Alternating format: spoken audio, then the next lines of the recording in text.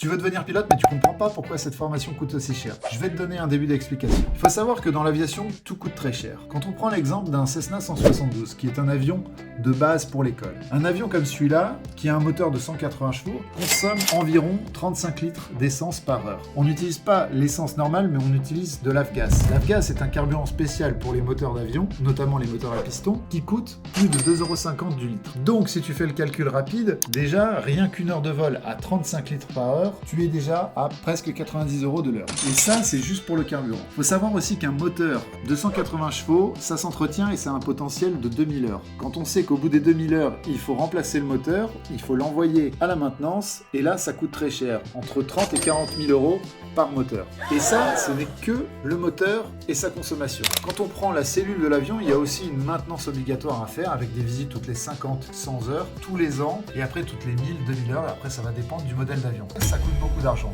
Ensuite, on a aussi tout ce qui va être radio, tout ce qui va être équipement de bord, comme les instruments, qui coûtent très cher à l'entretien, mais également quand on doit les remplacer. En plus du prix du moteur, il y a également l'hélice. L'hélice, elle aussi, a un potentiel, et elle doit être révisée toutes les 2000 heures. Ça dépend du modèle d'hélice. Et ça, on est juste sur les coûts d'entretien d'un avion. Quand on pense qu'un avion à l'achat, comme un Cessna 172, ça coûte plus de 450 000 € neuf, il faut pouvoir le rentabiliser sur 20 ans, ce qui coûte extrêmement cher également. Ensuite, pendant ta formation, sachant que tu dois faire à peu près 200 heures de vol, il va falloir payer également un instructeur. Pas forcément sur 200 heures, mais tu vas devoir faire au moins 70 à 80 heures d'instruction. Un instructeur, ça coûte cher également, il faut pouvoir le payer. Et puis après, quand tu es dans une école de pilotage, l'école doit répondre à des exigences de l'aviation civile. Toutes ces exigences ont un coût puisqu'il faut un suivi permanent de l'école. Ça amène un coût de structure qui est assez conséquent. En plus, quand tu fais une formation de pilote professionnel, tu dois passer au simulateur. Et là, c'est la bonne nouvelle parce que le simulateur permet de faire baisser les coûts. Mais ça reste tout de même un produit